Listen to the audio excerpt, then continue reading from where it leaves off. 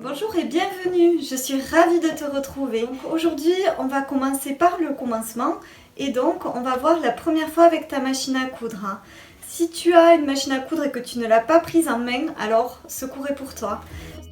Donc on va commencer tout de suite. Donc il te faut savoir qu'au niveau des machines, il y a des machines qui peuvent être mécaniques ou électroniques, mais les deux fonctionnent pareil. Donc ce que je vais t'expliquer pour celle-ci est valable également si tu as une machine à coudre mécanique. Donc on va commencer un petit peu par découvrir ta machine. Pour cela, on commence par le dessus. Ici, tu as ton porte-bobine. Donc il y en a un second qui est amovible, donc si tu vois un petit trou, c'est tout simplement pour mettre le second porte-bobine. Il te servira pour coudre avec une double aiguille, on pourra en reparler plus tard. Ensuite ici c'est ce qu'on appelle le guide-fil. La molette pour la tension du fil, c'est le fil supérieur avec cette molette là. C'est pareil, on reparlera de la tension, je t'expliquerai un petit peu plus ce mystère là. Ici tu as ton porte-canette qui se déplace quand tu souhaites l'utiliser. Et qu'il faut penser également à remettre dans cette position-là quand tu ne t'en sers pas, sinon ta machine ne va pas coudre. Ici, tu as le volant qui va te servir à faire monter et descendre ton aiguille. Si je viens un peu plus sur le devant, donc j'ai ici la marche arrière et ici le sélecteur de points. Donc là on est sur une électronique, donc il va être entièrement digital. Hop, voilà, si j'allume. Alors sur ma machine, les points sont situés ici.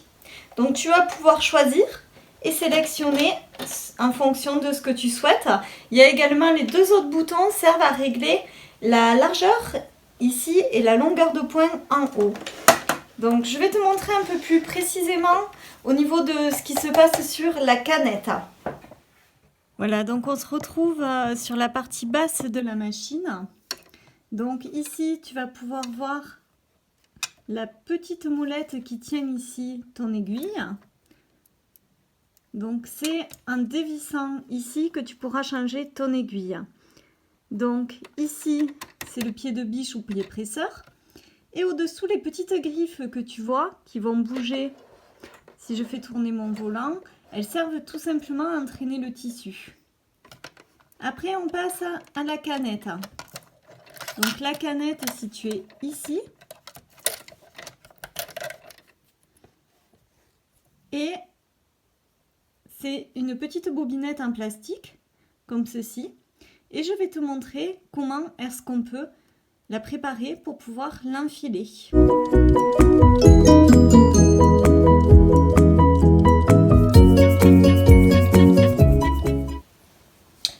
Donc pour pouvoir faire ta canette, il va te falloir du fil. J'ai choisi ici un fil rouge pour que tu puisses bien voir ce que je fais. Donc on va déjà le poser sur le porte-fil. Et ensuite on va venir faire ici le tour du petit rond. Donc sache que sur chaque machine, tu vas avoir un schéma qui va t'expliquer exactement par où passer. C'est celui-ci. Donc je suis bien arrivée par en bas, je suis remontée et je suis ressortie. Voilà, comme ceci. Une fois que tu as fait le tour de cette partie-là, tu vas prendre ta canette et il te faut bien penser à faire passer ton fil dans le trou. Il y a deux petits trous sur la canette, donc tu le fais passer devant, qu'importe lequel c'est, hein, et tu peux ensuite aller la mettre sur ton porte-canette. Tu vas l'actionner. Alors pense à bien tenir ton fil ici. C'est important pour que ta canette débute correctement. Ensuite, tu n'as plus qu'à appuyer sur la pédale, après avoir mis ta machine en route évidemment. Et ta canette va commencer à se faire. Donc une fois que tu as fait quelques tours, tu peux t'arrêter. Comme ça, ça te permet de couper le fil. Et maintenant, elle va se débrouiller toute seule. Voilà. Une fois que ta canette est remplie, tu vas couper le fil qui vient de la canette. Tu n'oublies pas de désenclencher, sinon ta machine ne coudra pas quand tu vas vouloir attaquer la couture. Et tu vas quand même vérifier ta canette. Il faut que ça soit régulier. Tu vois, on a quelque chose qui ne fait pas de paquet ou surtout, bon là celle-ci, c'est voilà, mais pas de surboucle. C'est assez important. Une fois que tu as fait cette partie-là, tu vas pouvoir l'installer. Donc, pour installer ta canette, ça se passe donc ici. Tu vas la positionner toujours suivant le schéma. Donc, tu vois là, ton fil, il part vers la droite et il revient vers la gauche. Donc, je vais la prendre, juste la mettre dans le trou et passer sous la petite patte. Et ressortir jusqu'à ce que je sois dans l'encoche qui se situe là. Je referme et ta canette est installée. Donc maintenant, je vais te montrer comment on enfile le fil supérieur.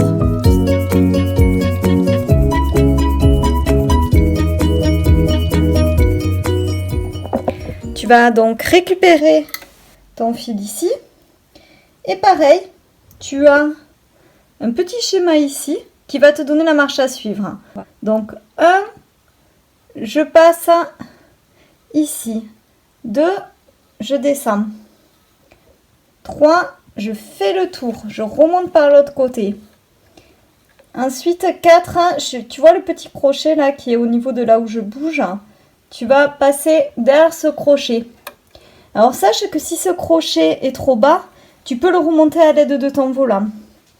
Et 5, tu vas arriver ici, donc tu coupes ton fil pour qu'il soit bien propre au bout. Tu vas pouvoir passer derrière la petite encoche qui se situe ici. Et ensuite, il te restera à enfiler dans le chat de ton aiguille. Donc le chat, c'est le petit trou. Tu récupères ton fil, tu fais bien attention qu'il ne se soit pas pris dans quelque chose, qu'il soit bien droit. Et alors maintenant, ce qu'on va faire, c'est qu'on va aller récupérer notre fil de canette. Parce qu'on pourrait commencer à coudre, comme ça, il y a des machines qui indiquent qu'on peut. Mais des fois, ça crée des soucis au démarrage. Donc moi, je préfère faire sortir mon fil, tu vois, qui est encore ici, avant de commencer. Donc pour ceci, tu vas activer le volant.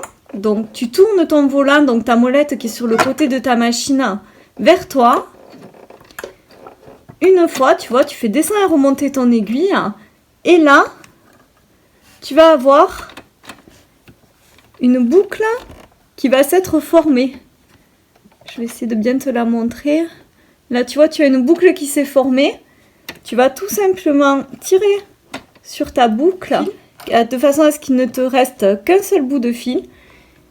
Et ta machine est enfilée.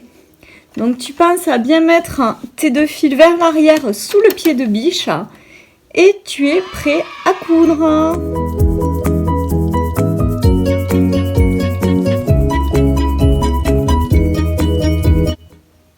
Donc maintenant que tu es prête à coudre, je vais répondre à quelques questions les plus courantes. Donc les premières, c'est souvent quelle machine à coudre choisir et comment la choisir, que ça soit une mécanique ou une électronique. Donc sache que voilà, il faut faire un petit peu en fonction du budget dont on dispose, puisque la base est la même, c'est-à-dire que ta machine va fonctionner de la même façon. Ce qui va changer, c'est la solidité, voilà, la capacité à ta machine à durer dans le temps et à être endurante suivant les tissus que tu utilises, à faire des projets avec des épaisseurs de tissu un peu plus importantes, et également le nombre de points. Le nombre de points donc va varier suivant les machines. Donc après c'est vrai que si tu as pour projet de faire beaucoup de broderie, voilà des projets un peu plus compliqués, il te vaut mieux prendre une machine un peu plus haut de gamme. Maintenant, si tu restes sur une machine milieu de gamme, il y a certains points dont tu ne te serviras peut-être jamais et ça peut très bien faire le travail. Donc le but c'est vraiment de minimiser par rapport à ton utilité. Ensuite, ce qu'il te faut savoir, c'est qu'il y a aussi certaines options qui peuvent être intéressantes pour certaines personnes et pas pour d'autres. Entre autres, il existe sur les machines des enfiles-aiguilles. Donc l'enfile-aiguille peut être très bien si tu as une mauvaise vue parce que ça va te permettre de pouvoir enfiler ton fil de façon beaucoup plus rapide et souvent elles sont accompagnées également du coupe-fil. Si tu y vois très bien et que tu n'as aucun souci pour enfiler ton aiguille, c'est quand même des options qui sont assez coûteuses et dont tu peux te passer sans aucun problème. Ce qu'on vient de voir paraît anodin, mais finalement c'est le plus important. Si tu as bien enfilé ta machine, tu es sûr que tu ne vas pas avoir de problème ensuite pour la réalisation de ton projet. Les deux autres choses qui sont très importantes, ça va être d'avoir d'une part du fil de qualité. Donc évite d'acheter ton fil n'importe où, soit tu vas à la mercerie du coin, soit tu commandes, il y a de très bonnes boutiques sur internet. Si je peux te citer une marque, il y a Gutermann qui fait des fils très bien. Moi ici en boutique ils vendent le fil laser, j'ai jamais eu de souci avec non plus. Et la deuxième chose très très importante pour que ça se passe bien avec ta machine, ça va être les aiguilles. Donc au niveau des aiguilles, il y a plusieurs catégories d'aiguilles. Donc elles vont être en fonction de ton projet. Donc déjà, il te faut savoir qu'une aiguille, il te vaut mieux la changer. Dans l'idéal, il faudrait la changer à chaque projet. Car si elle est un petit peu abîmée, moussée, si elle a tapé, si elle est tombée ou si elle est trop usée tout simplement, elle risque d'abîmer ton fil et de faire des accros ou des petits tas. Ça ne va pas aller du tout. Donc tu vas trouver voilà ce type-là. Donc dessus, il y a écrit stretch ou jean. La différence, c'est que ce n'est pas du tout pour les mêmes types de tissus. Donc il y a toutes les aiguilles classiques. Les aiguilles stretch sont un peu plus à coudre des tissus mailles. Quant à l'aiguille jean, c'est une aiguille qui est plus solide du fait de l'épaisseur du tissu. Donc comment t'y retrouver? Tu as dessus des chiffres. Donc celle-ci par exemple, le chiffre n'est qu'en français. Donc il y a bien 90 et 100. Ça c'est vraiment les valeurs pour coudre du jean. Si je passe sur du stretch, je vais être plutôt sur du 75. Plus l'épaisseur va être importante, plus tu vas coudre des tissus épais. Donc bien changer tes aiguilles, acheter des aiguilles de bonne qualité. En parlant de matériel, on n'en a pas parlé non plus, mais sur ta canette, pense également à acheter les canettes qui conviennent à ta machine. Tu pourras trouver des canettes où on t'en vend, je ne sais pas combien, à bas prix. Le problème, c'est que souvent, on ne voit pas tellement la différence à l'œil, mais elles ne sont pas adaptées. Donc, à la longue, elles vont vraiment abîmer ta machine. Donc, le matériel très important parce que en partant sur de bonnes bases comme ça, tu vas t'éviter tout un tas de problèmes qui vont... En règle générale, quand la machine ne veut pas coudre, on en a marre, on abandonne très vite ou on jette tout par la fenêtre, au choix. Donc, enfile bien ta machine, ça t'évitera pas mal de soucis. Donc, ce qu'on va voir ensuite, c'est un petit peu les accessoires qui sont fournis avec la machine.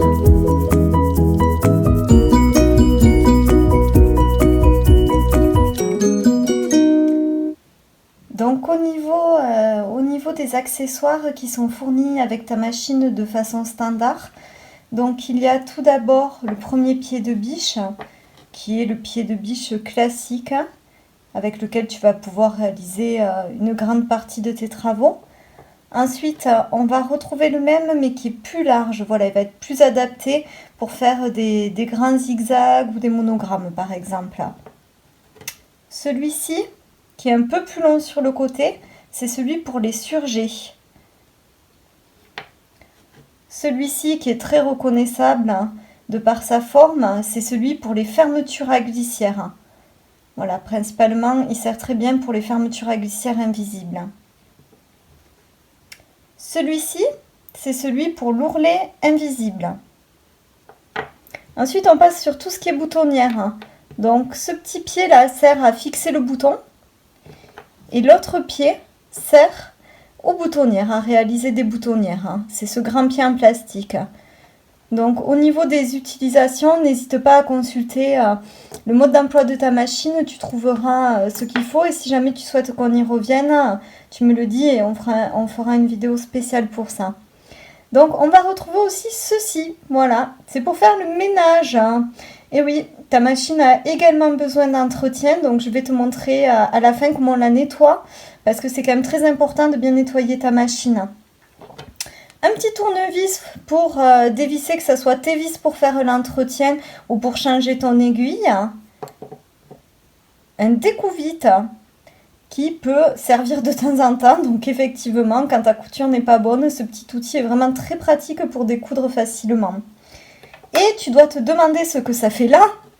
Donc une petite pièce de 2 centimes d'euros, je m'en sers, je vais te montrer tout de suite pour changer l'aiguille parce que je trouve ça bien plus pratique que le tournevis. Donc petite astuce, la pièce de 2 centimes. Je te montre tout de suite comment changer l'aiguille sur ta machine.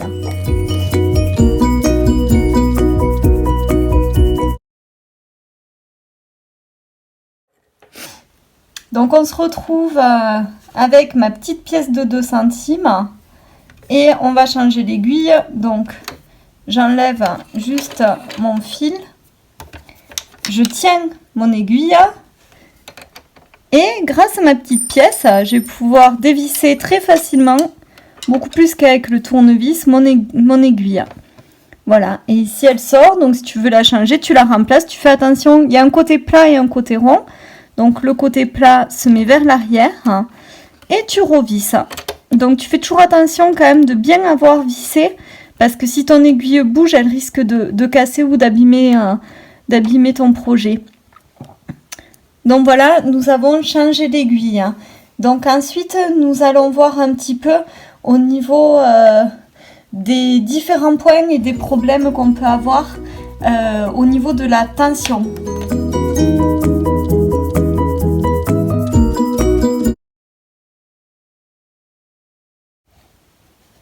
Donc au niveau de la tension, je vais commencer par réaliser un point tout à fait normal.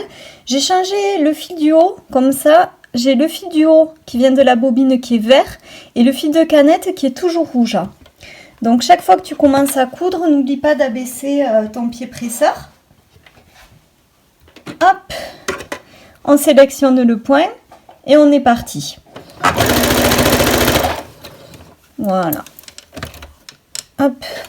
Donc il faut relever ton aiguille, tu enlèves ton tissu. Donc ce que je t'ai pas montré non plus, c'est que sur le côté de ta machine, tu as ici un petit coupe-fil. Voilà, ça va te permettre de couper à chaque fois que tu as cousu. Donc si on regarde cette couture, qu'est-ce que ça donne? Donc on a bien le rouge qui est sur l'arrière, qui est relativement uniforme, et le vert qui est sur le devant, assez uniforme non plus aussi. Qu'est-ce qu'il va se passer maintenant si je réduis la tension? Donc pour réduire la tension, j'ai tout simplement tourné la petite molette qui est ici. Donc au départ, j'étais entre 4 et 5 de tension. C'est une tension qui est assez courante, c'est la plus couramment utilisée. Donc là, si je suis entre 0 et 1, on va refaire l'expérience.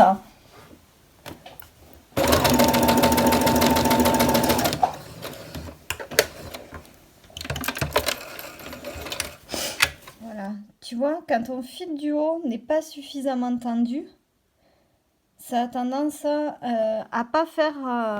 tu vois, ton fil de canette, il reste tout droit. Il n'est absolument pas rentré dans le tissu. On va se mettre ici.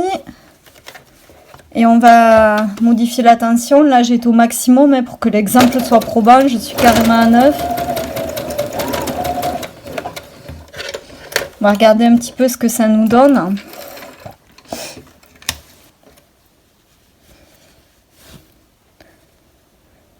Donc, à 9, normalement, si tu veux, voilà, effectivement, ma machine s'en sort pas si mal que ça, presque trop bien. Mais ceci dit, ça te fait un point qui est un peu moins propre. Il est un peu tout étriqué, tout serré. Je ne sais pas si tu arrives à voir. Peut-être plus sur l'envers. Et encore que ça n'est pas mal sorti. Ceci dit, si tu vois que tu as tendance à avoir ton fil rouge de la canette qui remonte sur le dessus, c'est que ton fil de bobine n'est pas assez serré. Et vice versa, c'est-à-dire que si vraiment il s'enfonce, c'est le contraire, c'est qu'il est trop serré. Donc maintenant, je vais te montrer un petit peu comment est-ce qu'on va nettoyer ta machine, puisque on a fini la première partie.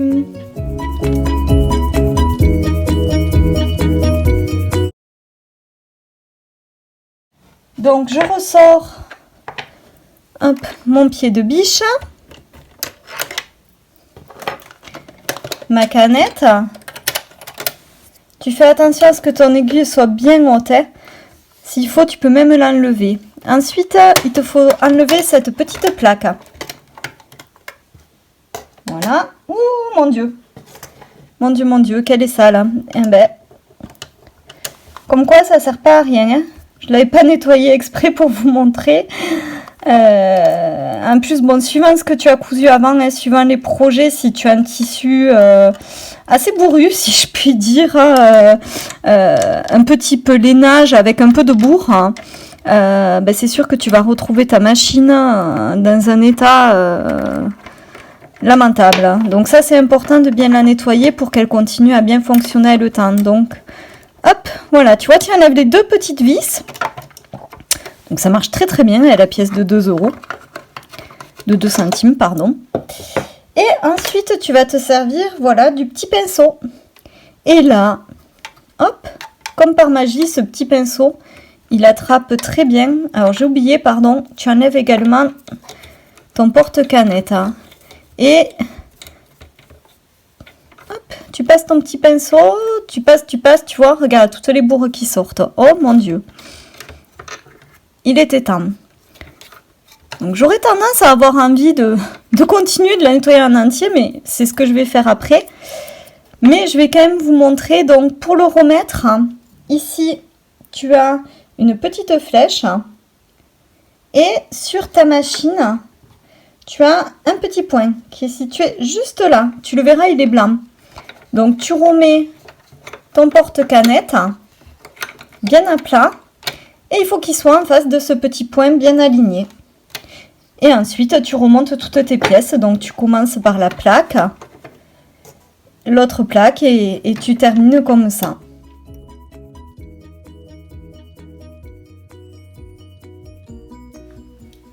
Donc ça y est, nous avons fait le tour des principales choses à savoir pour commencer à utiliser ta machine à coudre. Donc je te propose qu'on se retrouve la prochaine fois. Je te montrerai comment assembler un patron, qu'il soit PDF ou papier. Et ensuite la vidéo d'après sera consacrée, je pense, à l'assemblage. Si jamais tu as des suggestions de sujets que tu aimerais connaître, des interrogations que tu as, n'hésite pas à me les poser en commentaire, ça m'aidera à répondre plus facilement à ta demande. Donc pourquoi j'ai fait cet ensemble de vidéos?